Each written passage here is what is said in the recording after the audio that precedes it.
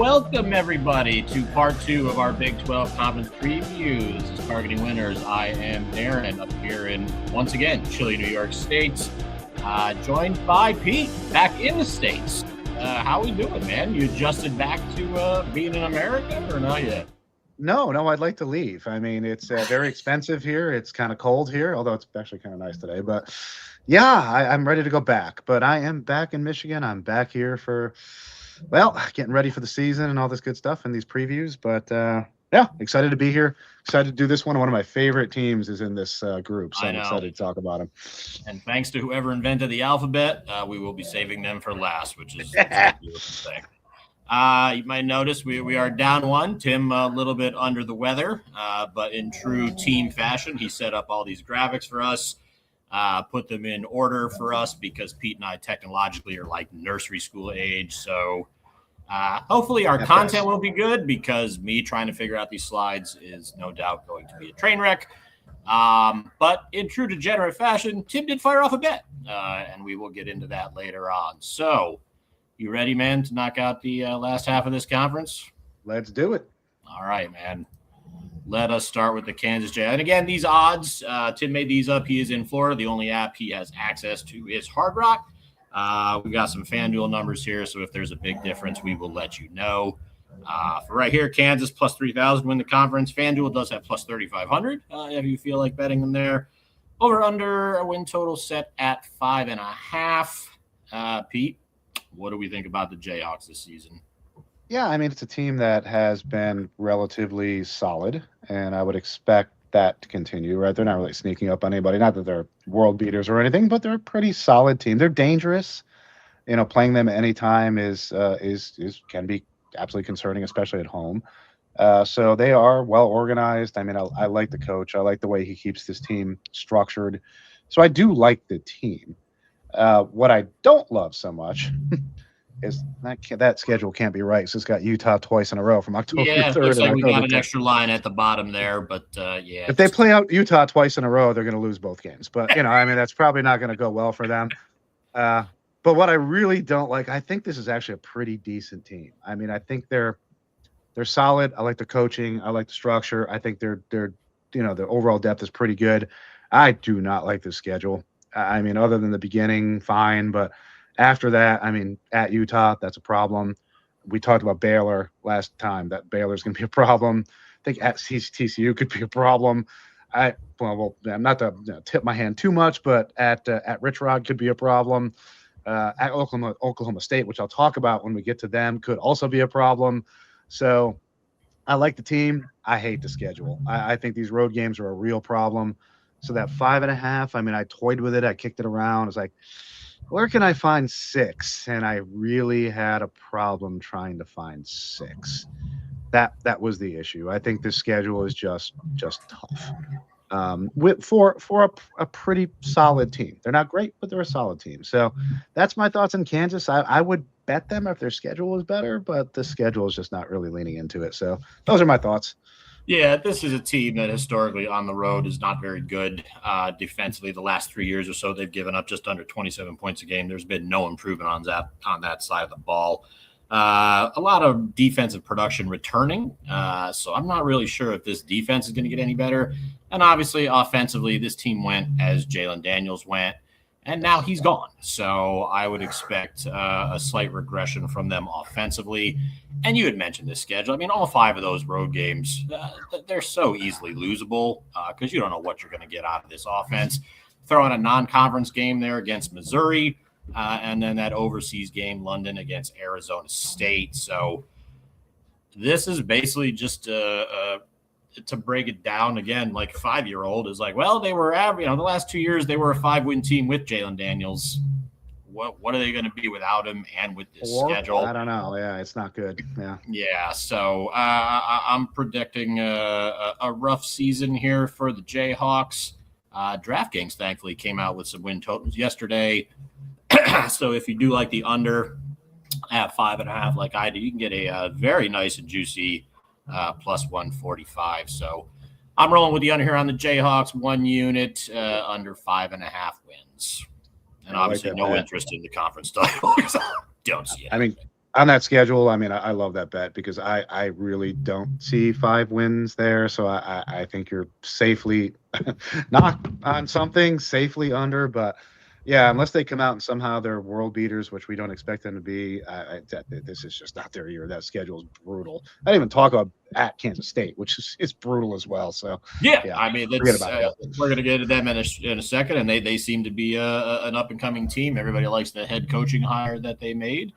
Yeah. And so, without further ado, let's head into their cross-state rivals here, Kansas State. Plus 2250 to win the conference. That's a much better number there at Hard Rock than what we currently have at FanDuel. Posted win total 7.5. Heavily juiced to the over here. So, Yeah. what are we thinking with Avery Johnson besides his excellent hair? Can we get Kansas State to the conference title game? And what do you think about this win total?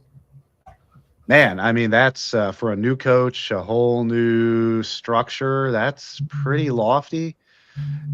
That said, I think this team is actually going to be pretty good. So I can see where that's coming from. So I'm not disputing the number. It's just when you're changing a head coach like that and you're not like an elite school, Kansas State, they're on the verge of being, but not quite elite. And that's a little concerning. So that's it. Right. I mean, look at their schedule. I think their schedule plays better than the schedule we just looked at. I mean, Colorado's going to be hot garbage. Oklahoma State at home, I think will be an interesting game because I do like Oklahoma State, but that should be a good game at TCU. I mean, so if you look at the schedule, there's quite a few wins you can check off here as opposed to the last one we looked at. This is a good roster, competitive most weeks. That's what I would expect here. So I think there's, in terms of being safe, I mean, in terms of a number of wins, I can probably pick out 7 wins here that are pretty safe. So the question is, what's after that? We'll have to see how it plays out the first couple weeks. I don't have a bet here, but I am intrigued by this team. I'm intrigued by the coaching staff. I'm intrigued where it can go. I do like their players. So, I think there's certainly some upside here. I mean, at 7.5, would I lean over? Probably. Don't have a bet here, but I do like this team, and I think I think they made the right coaching hire. I really do like this coaching hire. So I think longer term going forward, I think it's going to be excellent. So that's my thought. Yeah, I took a quick peek at this schedule, and I did not see BYU, Utah, or Texas Tech. So I was like, well, you can't really ask for more if you're in this conference as far as schedule goes. You meant, yeah, offensively, they should be really good. All the skill position players are coming back. Only concern, offensive line only brings back 1 starter, so you do need to get that unit to gel sooner rather than later. But that beginning schedule, you certainly have some time to work with it there. Probably not even a potential loss until that October 10th tilt again, Houston. And again, that's a home game. Defensively, I do have some questions. They've never been a solid defensive team, like middle of the pack. Only 3 defensive starters returning. So, hey, you know what? We love when a defense isn't that great. Not a lot of people are returning to it. So maybe they'll improve a little bit there. But, yeah, the head coaching hire is great. They say he should be able to do wonders with Avery Johnson, getting back to his 2024 level of production. But, yeah, the juice is so high on over 7.5. I couldn't do anything with it as well. But I agree. I mean, I think this is at least an 8-win team, possibly 9.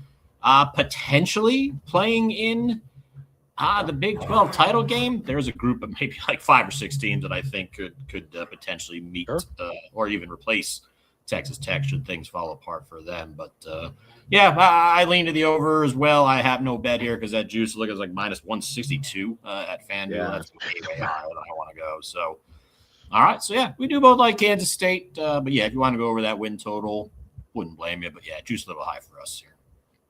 All right, moving on. How about them Cowboys? Oklahoma State, or your favorite team 2.0, however you want to refer to them. Plus 3,000 to win the conference. Looks like a FanDuel's got them at plus 3,300.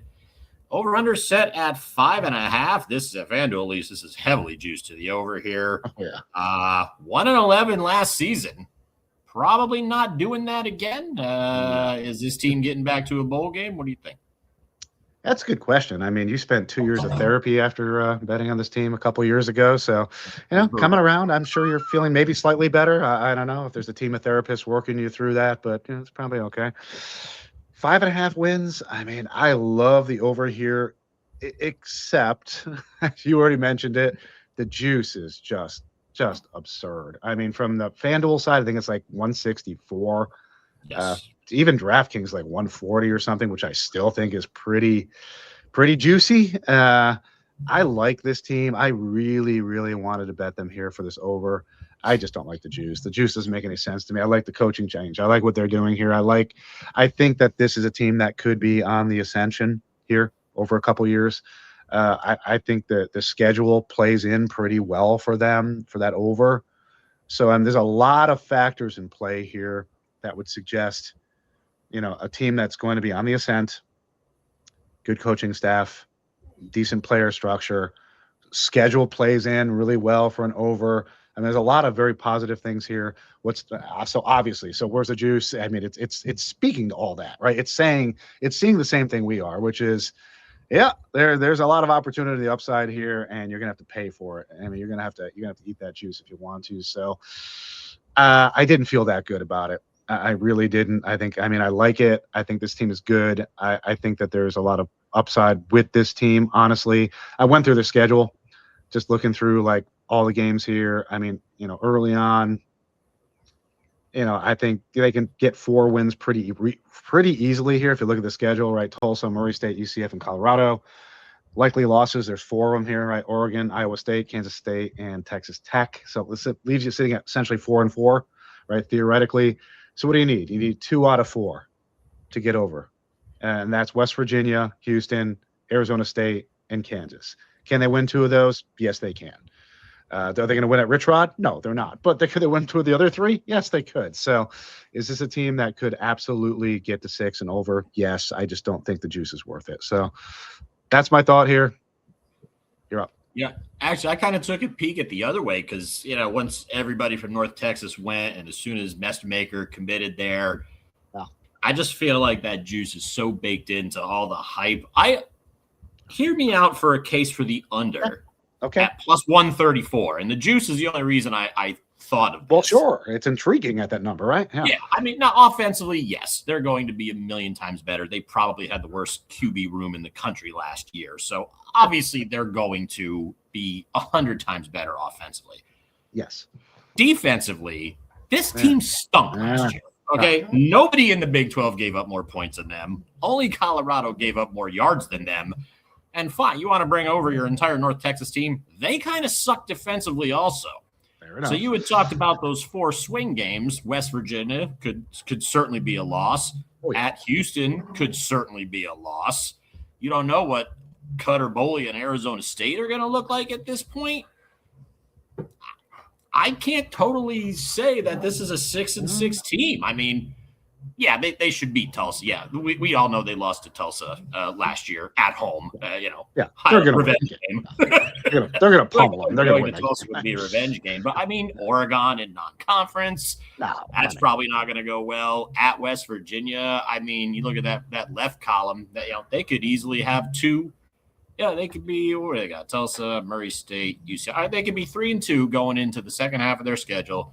Houston, they could lose. Kansas State, they could lose. Texas Tech, they'll probably lose. And Arizona State becomes that game, whether they're going to hit that or not. I just think with all the hype baked in, I think you can get you obviously having some nice juice on the under 5.5. I kind of looked at that just to kind of, play the other side of it here. Much like with Kansas State, I mean, they have a defense that you can't completely trust. And when your defense is not that good, it really puts so much pressure on the offense to come away with points like every single drive. And that just doesn't happen. So I don't have a bet either way. I totally get where you're coming from, but I just kind of saw that nice plus number, looked at the under, and I'm like, God, would that be the dumbest thing in the world to throw a unit on that? Well, I don't think it is. I didn't do it, but you wouldn't have to twist my arm to convince me that this is a 5-7 team. Yeah, it's interesting, right? This is a really good discussion, right? Because we are talking about how the juice is kind of leading our bets, right? Meaning that you might think something very strongly. I think that the over on this team is obvious, whatever you might think. But the juice might make you think that, well, that's great, but clearly everybody else thinks so too. So maybe I don't want to go there. In this case, yeah. I mean, it's interesting because I do feel pretty strongly that they can get to 6. I do think they'll beat Arizona State. So I do think, but right, maybe not, right. And if things play the wrong direction, if the right person gets hurt or whatever the heck happens, that juice is pretty enticing on the bottom side there. Yeah. And so sometimes the juice can lead you toward a bet that you maybe not were going to. That could be the case. And I agree with you. I mean, it's enticing. I wouldn't do it because I don't think that's going to happen, but it is enticing. It really is. Yeah, see, I don't think it's going to happen either, but I just think with all the hype that they've already been getting since, Mestermaker and Eric Morris went over there, I just thought, you know what, maybe now's a good time to jump on the other side of that. And, I agree with you that Arizona State game could be the swing game because I don't think they're losing at home to Kansas. But and if they get better through the year, which I would expect they're going to do, right? Sure. With a new regime and all that, they're going to get better. I think that Kansas game at the end of the year is going to be interesting too. It's at home. I mean, I think they could win that game. I mean, that could be interesting. So, intriguing team, right? It's like right on that border. It's really intriguing. We'll see what happens, but yeah, it's you could go either way on this thing. Just eating that juice on the upside, oof, man, that's a lot. Yeah, definitely the most intriguing team coming into this season for the Big 12, I think. All right. God, love me some of this team here. All right, TCU, baby, the Horned Frogs. A few years removed from a national championship appearance. Plus 2,500 to win the conference. That number did entice me a little bit. Over-under set at 6.5. Very much juice to the over here. This was my second bet, and I did cross it off due to the juice. I was hoping when DraftKings came out, maybe I could get like a minus 120, but no such luck. I do have a lean to the over here. I kind of like what this team is bringing. What do you think about the Horned Frogs this year? What do you think? Is there any chance that this could potentially be a contender for the conference? I mean, if things roll the right way, I mean, if they roll the right way, but when I show that schedule, you look at November, and I wouldn't blame you if you got scared off. Yeah, I mean, this offense should be rolling, right? They should be scoring. I would expect that. So what is the defense going to do? That's the big question here. But yeah, I mean, you look at this schedule. Yeah, I mean, it's intriguing. This is a really intriguing team. I don't have a bet here, but I like where you're going with this. I mean, I think this is a team that has. I mean, they're starting off in Dublin playing UNC. Yes, interesting game. I think that's a winnable game for them for sure, and a little bit of national exposure being in one of those games I think is good. So I think there's some things that will help them. Grambling's going to be a win. I don't think a whole lot of UCF, so I think that could be a win. Right, you start to look at some of these games, and Baylor's a problem. West Virginia, once again, I don't know. Yeah, it's intriguing. I mean, if things play out the right way, and Kansas maybe is not that good, who knows? We'll see what happens there. Yeah, I mean, this is a team that could potentially end up in the championship game. I could, right? This is a weird conference. We talked about it last week, right? This is a conference where there's so many teams in this middle area that which one is going to like come out and which ones are going to fade. It's really hard to tell, but this team has got some of the components where they could do something here. So it's really interesting to see what they do. Yeah, I am dying to see what this team looks like post Josh Hoover. They brought in Jaden Craig, Harvard transfer, who was excellent at Harvard, but I always worry about a guy from I worry about a group of 5 guy coming up to a Power 4 conference. I worry even more about somebody coming from Harvard. However, he was excellent at Harvard. He was. And I think the best thing they did, I mean, they extended Sonny Dykes. I don't know if that was the greatest thing ever, but the offensive coordinator from Connecticut. We all know how good Connecticut was. They were surprisingly good last year. Their quarterback, almost 3,500 yards, 28 TDs to only 1 pick. They had a running back, Cam Edwards, over 1,200 yards, 15 touchdowns. And they had the NFL draft ready to go guy, Skylar Bell, who had 101 catches, almost 1,300 yards and 13 touchdowns. Gordon Samus is the offense coordinator's name. He came over from Connecticut after Moore left for Colorado State. I cannot wait to watch this North Carolina game and see what these guys look like offensively. I think they're going to be okay defensively. They did lose a lot of their linebacking core, which kind of sucks. They don't really get to the quarterback a lot. They only had 24 sacks last year. The two linebackers, they combined for 6 of them. They're gone. So the whole defensive line is coming back. I would love to see them get a little more pressure on opposing QBs, but I don't think the loss of Hoover is going to be that big a deal. I agree. I agree with that.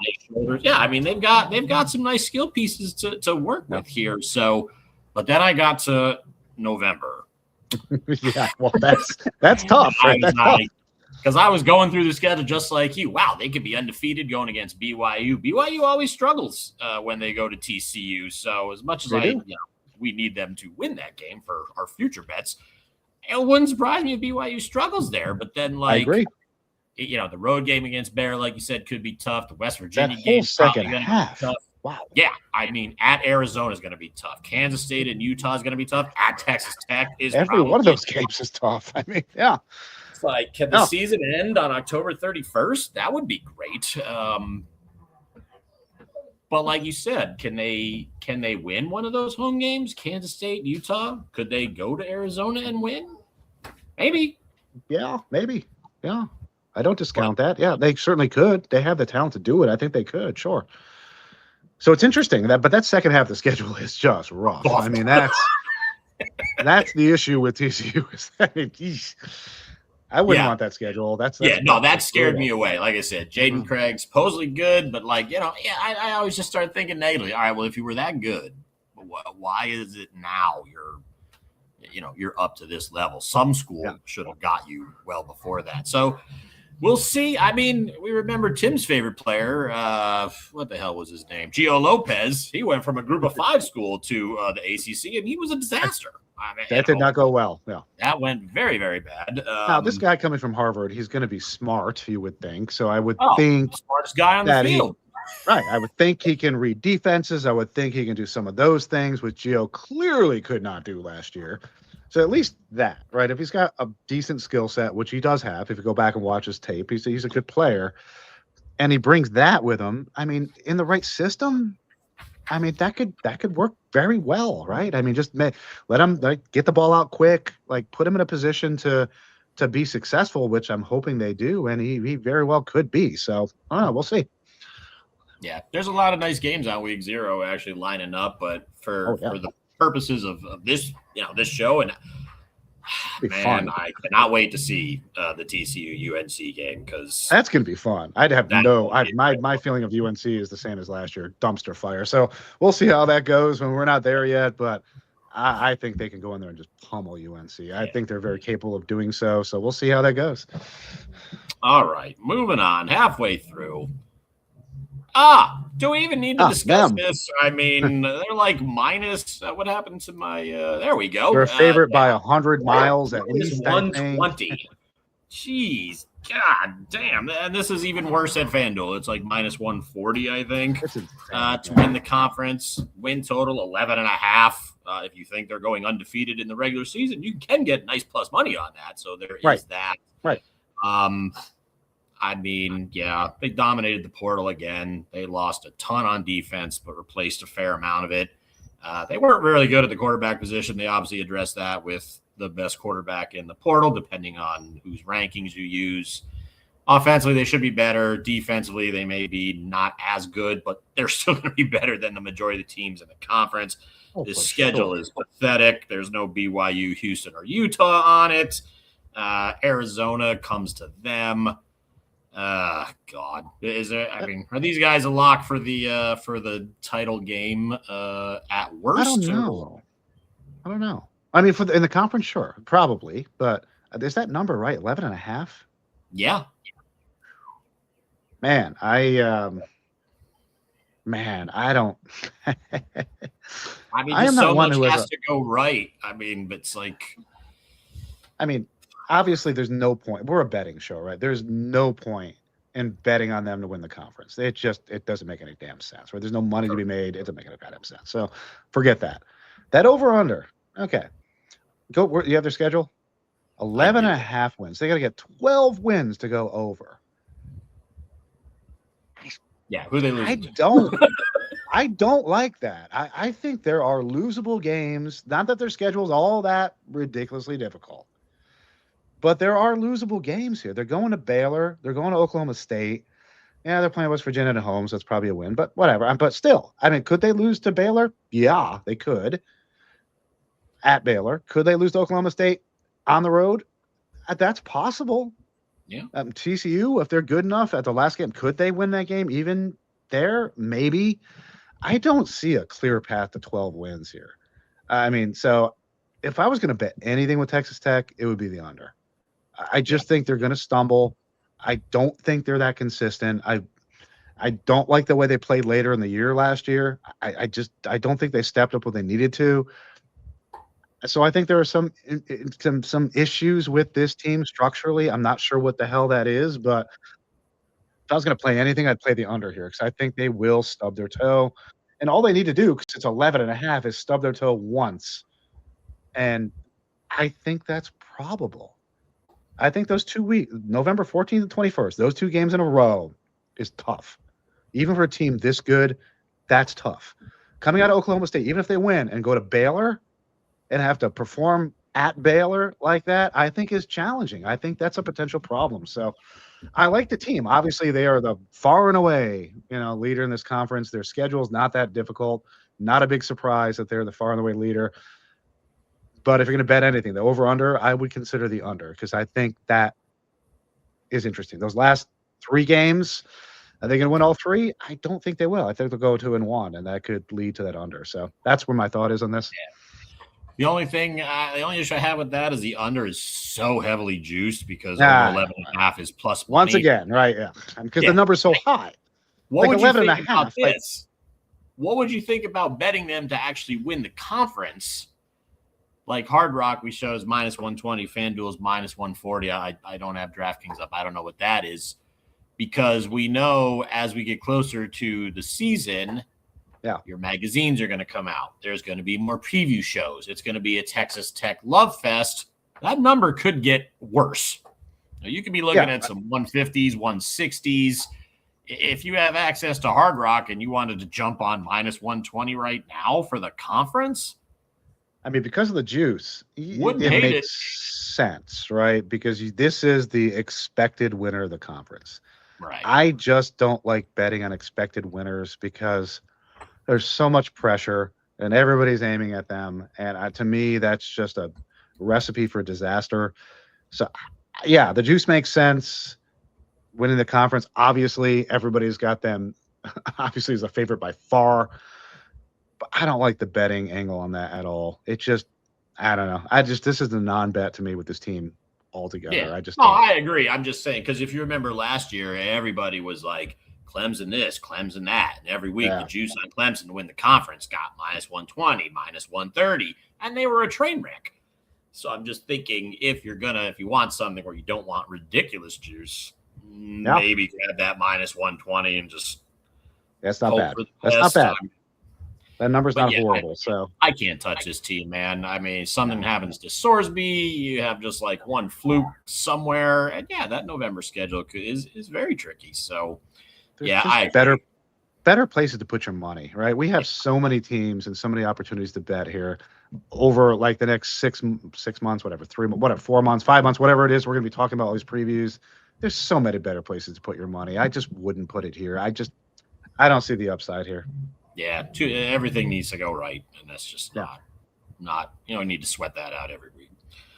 All right, our last CFB dude college football trip. Oh nope, he didn't put those in alphabetical order. I forgot. No, we are not. My bad. It's all right. That's fine. We'll stay with Utah. We're good. Utah. We went to a high school in upstate New York. We didn't really know the alphabet. We don't know what the hell we're doing. Hey, by the way, let's talk Utah anyway because Tim was a music major, so this is why we get this. He can't add. He can't alphabetical order. It doesn't work. We're fine. I mean, to be fair, they both start with U. I mean, so at least I bet that's about as far as he can go. First letter. That's okay. Baby steps. Tim, we hope you're feeling better. We're not asking for much. All right, let's talk about the Utah Utes. 7-1 to win the conference. FanDuel has actually got 9-1. So if you are a believer in the Utes, you can get yourself a nice number at FanDuel here. Win total 8.5, slightly juiced to the over. 11-win team last year. Everybody left for Ann Arbor.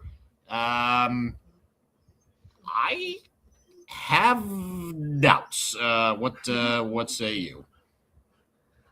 Well, yeah, I mean, I'm very happy that Kyle and his whole posse are at my Wolverines right now. I'm very excited about that. That doesn't do Utah a lot of good. So I do also have this is a good team. Let's just be clear, right? This is a team, even with the people leaving and all that, this is a team that's been very good at having talent and recruiting talent. And it's been a stable, solid team. Now, how much of that is Kyle? How much of that, I don't know. So that's where my doubts come from. When you have a coaching change of this magnitude, when I say this magnitude, somebody who's been there for so flippin' long, like this program was his baby, right? And so he leaves, wherever he goes is irrelevant. He's out. Wow. I mean, that's huge shoes to fill. That is a massive change in a program. And as good as this team has been, consistently, it's been a pretty good team. Yeah, you cannot expect a team to just continue on with a massive change of that magnitude. I can't see that. So I don't know what to do with this team. And that's why I don't have a bet here. I mean, I like Utah. I'd like to see them continue to be successful. I don't think their schedule is horrendous, right? The schedule is tolerable, average, down the middle, maybe lesser than down the middle. It's not a bad schedule. So for a team that's going through massive change like that, to get a schedule like this, I think is helpful. So I do think they could be, I think they're going to be good, but do I think they're going to be the same? No. And yeah, I just didn't know what to do with them from the betting perspective, just with Kyle gone and his whole team gone and players gone and everything else. Like, I don't like betting on teams that just have that massive of a change at one time because you just don't know what they're going to do. You just don't know what's going to happen. You think you might know. They could have hired, freaking the best college football coach in history or something and brought him in there. At the end of the day, I still don't know. Right? I still just don't know how it's going to change, especially in year one. That's what my concern is. Year one, don't know what's going to happen. So I'm out, but I think the team is actually going to be pretty decent. But the betting for me is just, I don't know. Yeah, initially with low juice, like minus 128 at FanDuel to go over this win total, I could see a 9-3 team here. But you already mentioned the coaching. This Morgan Scaly guy, he's been with Utah for like the last 20 years. Right. I mean, is he like, okay, it's finally my time, I'm going to do things my way, or am I just going to keep it the way Whittingham did and just, you have no idea how he's going to – and which is better? I'm not sure what the better is, his way or to stay with Kyle's way. I don't know what the better solution is, so I don't know. I mean, Kyle's had success, man. You would hope if you're a Utah fan, this guy doesn't change a whole lot. But the one thing, I mean, now we love Devin Dampier. He's one of our favorite players on the show. Okay, so you guys took his offensive coordinator. Yeah, right. Again with you. Whole new system, right? Yep. The only reason I think that could be detrimental to him, now they have the offensive coordinator from Utah State, I believe. They score a ton of points too, so maybe it's not terrible. But this was also Dampier's coordinator the year before when they were both at New Mexico together. So, I don't know if Dampier knows anybody else like he knows Jason Beck, and now he's gone. So I wonder if this maybe affects him negatively to at least to get started. Now, again, you look at the whole left side of that schedule. They're not. Oh, come on. That's I mean, they'll be fine. They'll be fine. I mean, that's a great chance to figure it out. And then even, you go to Colorado. Half the right side, too. I mean, come on. Colorado, Cincinnati. I mean, okay, fine. Whatever. Yeah. But, I mean, the Houston game can be tough. They look good. The BYU game is obviously going to be tough. Going to Arizona and going to TCU because, back-to-back road games, never easy to win both of those, especially when you got some potential quality opponents there. So, and then again, West Virginia. We all love us some West Virginia on this show. I just don't know. There's a lot of head coaching uncertainty, like you said. I think Dampier maybe takes a step back, and he was actually statistically really good. A lot of people aren't aware of that because their games kick off, much later than those of us like to stay up late for. But I worry. I mean, if I had to do anything, it would be the slightest lean to the over because they're going to get off to such a great start.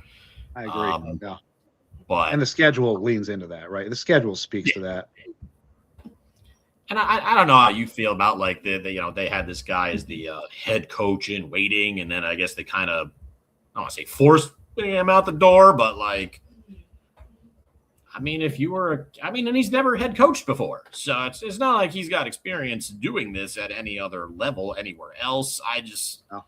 You just don't know what they're going to look like. You would think they're going to let Dampier do his thing. They're going to have a solid defense. They'll be, a 10-win team, but too many concerns there. 9-1 to get to win the conference. Sure. I mean, they could. They could. I might lean that way too, but just to your point with the coach in waiting thing, head coach in waiting thing.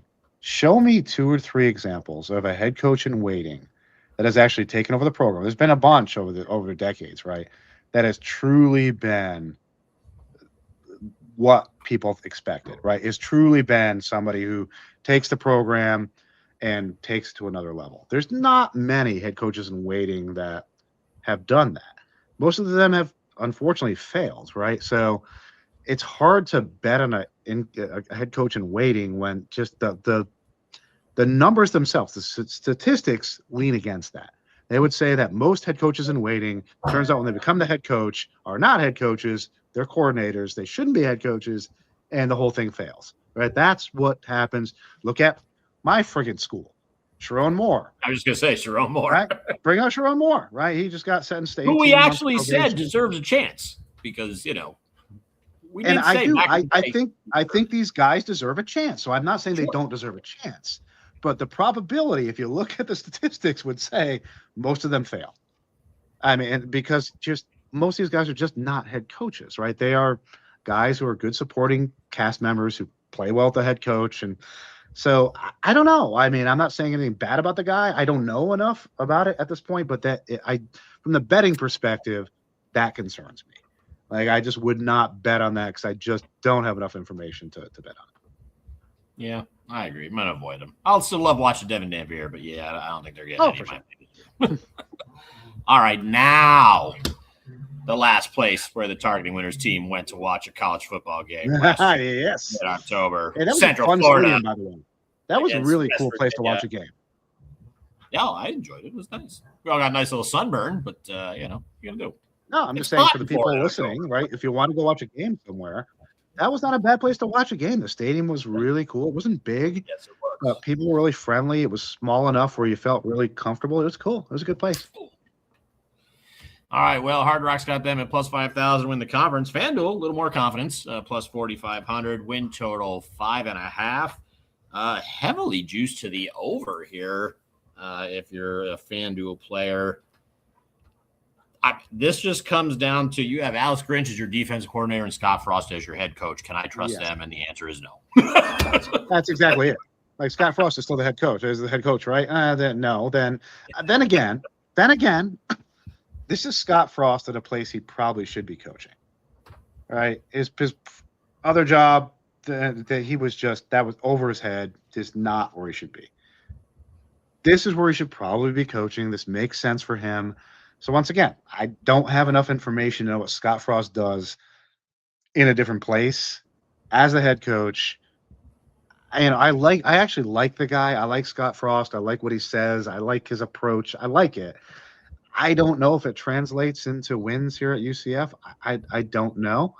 But just being there last year, this is the type of place which is not huge, which I think would make sense for Scott to be at. So, I tend to be slightly favorable toward not for a bet this time through because this needs to play itself out. But longer term, could Scott be successful there? Maybe he could. Maybe that's the right place for him to be. So I'm not going to beat up Scott. I think he was put in a really terrible position before of trying to resurrect a program, his alma mater. that wasn't going to happen because the program was terrible anyway, and this wasn't going to happen, right? So that was unfair. I think this is fair.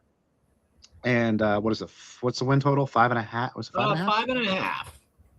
Could you go over 5.5 here? I mean, Bethune-Cookman win. Pitt. I don't know what Pitt's. I think I think Pitt's not going to be too bad this year. But I mean, going to Pitt is always a problem. So, all right, but look at that stretch after Georgia State, TCU at Houston, at Oklahoma State, BYU. Yeah, I mean it's a problem. Yeah, I mean that's a problem. After that Baylor loss, Kansas, I don't know what they're going to do. Yeah, so I mean the schedule's for Colorado win maybe. So I don't know. I mean it doesn't look very favorable because the schedule is not exactly playing in. But I do think so from the bet perspective this year, not touching. Long term, I don't know. I'm willing to give this a shot because I think Scott could maybe do something here. So we'll see. Yeah, I mean, offensively, this team has been pretty bad. Getting Alonzo Barnett from James Madison can only help. So I do like that. Defensively, they actually were pretty solid last year. But again, Alex Grinch does have that track record of not being great for too long. Lost a couple defensive ends. The secondary still looks really good. They're getting 4 of their 5 starters back. So, like you said, there is some things here to build on. But yeah, I mean that middle stretch, I can see a tailspin going here where maybe they do lose at Kansas, maybe they do lose at home to Arizona State. I mean, they get 3-4 wins. That would be pretty bad, right? That'd be pretty catastrophic. Yeah, I mean, like I said, you just see that 4-game stretch, and that game at Pittsburgh could be really bad. And then, all you have to do is lose one more. You're 6-6. That's the issue, right? Then you're deeply underwater. So yeah, that's an issue. Yeah, I mean, I guess it makes sense. Over 5.5, pretty heavily juiced, like -160 at FanDuel, but. I don't know where that's coming from. I would definitely consider the under here, not the over. I mean, if I was going to lean anywhere, it'd be the under, not the over. Like, where are you finding 6 wins here? Yeah. Show me 6 wins. Why is that heavily juiced? I don't understand that. That's a line I don't get. No, I mean, the left side, there's probably 2. Then what about the right side? There might be 2 more. That's 4. Yeah, I mean, if they're going to get anything, it's going to be in November. It's going to be that from Halloween on. They got 3 of their 5 games. Colorado, at home. sure. The road games aren't. Arizona State, sure. There's 2. Iowa State, maybe. Okay, 3. Okay, fine. So there's 5. I just, I don't know. Yeah. I just don't see that. I'm this team just because Scott Frost at Nebraska has probably scarred me for at least another 3 seasons. So, it's probably scarred him for the rest of his life because I mean, maybe. Wasn't he here before? Wasn't he here before and did really well? So, yeah. So he went to Nebraska. More sense for him. Yeah. Yeah. So I don't know. Nebraska wasn't going to work. No, and it did not. All right. This is what we're all waiting for. I got to take my pants back off. I mean, do you still have your Rich Rod Kool-Aid IV hooked up? Because hell yeah, I do. I knew you would, and it probably tastes like success. All right, listen, we love us some West Virginia on this show. They were UCF's opponent at the game we went to. We saw enough QB runs to scare anybody to not be a part of this team. But our boy Rich Rod has flipped his whole roster again. However, he has brought in Michael Hawkins, Oklahoma transfer. He has brought in Cam Cook, the leading rusher in the NCAA last year from Jacksonville State. 3-way QB battle here shaping up. I don't know if you got any thoughts on Scotty Fox, Max Brown, or Michael Hawkins on who's going to get this job. I was excited to bet this, but I was thinking that, last week we kind of looked at these teams to make our win total bets the week before. I did not look at the win total. I was shocked when I saw 5.5, and I was even more shocked that it is heavily juiced to the over. But I mean, we love us some Rich Rod, man. So I'll let you take it because this is your boy. It is indeed. I love me some Rich Rod. I love what he brought to Michigan before he was kicked out the door. I think he's a really good coach. I think he brings the thing with him is he doesn't need elite talent. The way he runs his offense and such is just a system, and he just finds players to fit the system. So last year when I went and saw him, he did not have players that fit his system. He was just making it work because he just got there. So fine, right? Yeah, the quarterback runs are great. I mean, it was concerning because they just didn't have the players. To me, it's like a Rich Rod year 3 thing is a really good place to be because it gives them enough time to build out his players. Players love playing for this guy. Seems like a really good dude on all respects. I mean, 5.5 to me, if you look at the schedule, is very, very doable. I think this team is going to overproduce. I think they're going to be better than people think they're going to be. No, they're probably not going to win the conference. They're not there yet. The defense is going to be a problem. I think that's going to be an issue. I do think the offense, to your quarterback question, it almost doesn't matter, right? With Rich Wad's offense, it almost doesn't matter as long as the quarterback is kind of following his structure and can do what the quarterback needs to do in his system. Right, Rich Rod's system doesn't need a superstar quarterback. As a matter of fact, I think he's kind of anti-superstar quarterback. Right, it's somebody that fits the system that does what he needs him to do. And I think out of those 3 players, I think they're going to find somebody who will do what he needs them to do. Look at the schedule. Right, Coastal win, UT win, Virginia, Charlotte, maybe a win. I don't know. Oklahoma State's going to be a challenge. It's a good team. Iowa State, maybe. Cincinnati win. At TCU, I don't know. We talked about TCU being good. So, but by that point in the season, maybe West Virginia's better. So that could be competitive. Forget November 7th at Texas Tech. That ain't going to happen. But Kansas, Houston, at Utah is probably an issue. But there's enough winnable games here, especially early. Because I think this team's going to take some time to gel. It's going to take some time to get there. So the fact that their schedule, other than Oklahoma State, which they're going to lose to, but they're going to lose regardless, right? So just call that an L, right? Outside of that, I think the rest of those games are potentially winnable, which is interesting because by the time you get to the second half, the team should be clicking a little more. I do think you're going to find some opportunity there. So this is a bet for me. I'm West Virginia over 5.5. I do feel very comfortable with this team over 5.5 here. Just looking at Rich Rod's history and what he's done with, he's just one of those coaches that I don't want to call it inferior talent, but like that second tier talent. He's one of those coaches that gets a lot out of second tier talent. Like he doesn't need 5 stars. He doesn't need that. And I think that with his history here, coming back here, I think he can draw enough second and third tier talent to run his system where this is just a dangerous team. And they will be a dangerous team going forward. You don't want to go into West Virginia and play this team. I mean, this team can be quite dangerous. So love this bet. Love the over. Don't care about the juice in this case because I love the over all day long. But then again, Darren found me some really good juice on DraftKings today. So from that perspective, I just looked. It is still plus 100 at 5.5. Because that's insane. Tim and earlier, where do you see that? I'm like, DraftKings, baby. He's like, what I was looking at on FanDuel and other places was way worse than that. That plus 100 is an insane number. If you can get plus 100 on this team over 5.5, you should take it and run. Because I feel very confident they're going to be 6, 7 wins. I'm looking at DraftKings right now. Over 4.5 minus 245. Over 5.5 plus 100. If you really love them, over 6.5, you can get plus 210 right now as we speak. Wow, I mean that's really intriguing to be honest. I mean I don't know if I love them quite that much, but maybe I do. I mean this is a team that I expect something out of. So.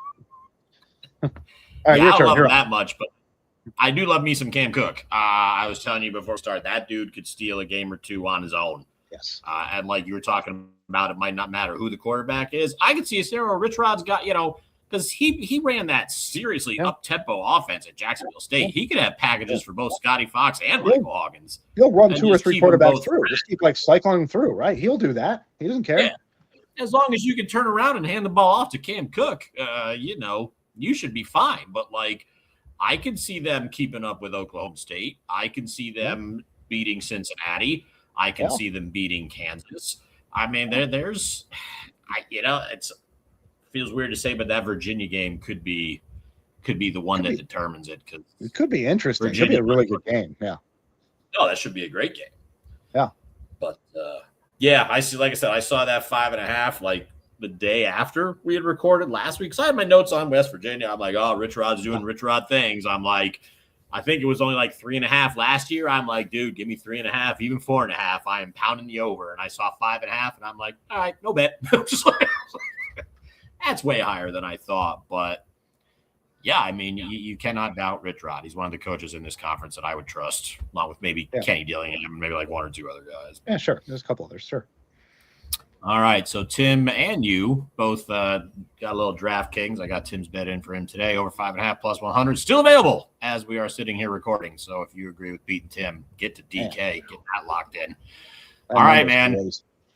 It is. And it's a bit like FanDuel's like minus 154 a couple days ago for that. The spread between those two is incredibly big, right? Like, what are they looking at? That's why we tell you to shop around, man. Especially in the futures market. You get some crazy numbers. All right, man. Cool. I mean, sorry. I'm just saying from like the bankroll management and just betting and all that. Like this online betting thing has changed a lot of things. Like Vegas used to be so aligned with this stuff. You wouldn't see gaps like this very often. Seeing a gap like this would speak to, I mean, I'm a finance guy, right? Seeing a gap like this would speak to what the hell's going on here. Like there is clearly a massive disconnect. How do I read it? What do I do with it? That's intriguing. That's very intriguing with this. Yeah. I mean, a month ago when we did the national championship show, DraftKings had BYU at 70-1. BetMGM had 80-1. Was it FanDuel where I think I made that bet? Had 125-1. Yeah, hell yeah, I'm playing that at FanDuel. That's insane. So, yeah, definitely shop around, especially in regards to the futures market, because like Pete said, you're going to get some crazy variances in these numbers. Oh, for sure. All right, well, let's wrap it up. If you want any of our picks from the first 8 teams, check out our video that we put out last week. We gave out 5 bets there last week. So we had 5, yes. Yeah, so 8 bets in this conference. That's pretty good. I just want to say that one gentleman who was listening and left us a review on Apple Podcasts saying he would love to see more bets. I hope you're listening, buddy, because I made 8 futures bets all of last year. I have 6 already, and we're 1 conference in. So yeah, if you're listening right now, Rich Rod, West Virginia, over 5.5 at plus 100 at DraftKings, you should jump on that all day long. Just saying. All right, well, Tim and you are on that there. West Virginia over 5.5 at plus 100. I have got Kansas under 5.5. No Jalen Daniels. Leads me to believe no bowl game. And again, that plus 145 is at DraftKings. Well, by far the best number there. So, Pete, any final thoughts? No, I'm excited. So that's the Big 12 wrapping it up. Some really interesting conference, as we said, right? From day one, this is an intriguing conference. There's a lot of like things going on here. So good luck. I wish you the best, man. Yeah, thanks for checking us out, guys. Again, like, subscribe. We're on YouTube. We're on Spotify. We're on iHeart. We're all over the place. Tell your friends. Give us a listen. There's going to be conference previews all the way right up till the end of August. When we get into week 0, it'll be here before you know it. All right, thanks a lot, guys. We'll be back in a couple weeks with another conference preview yet to be determined, but we will see you soon. Thanks a lot, guys. Have a good one. Well.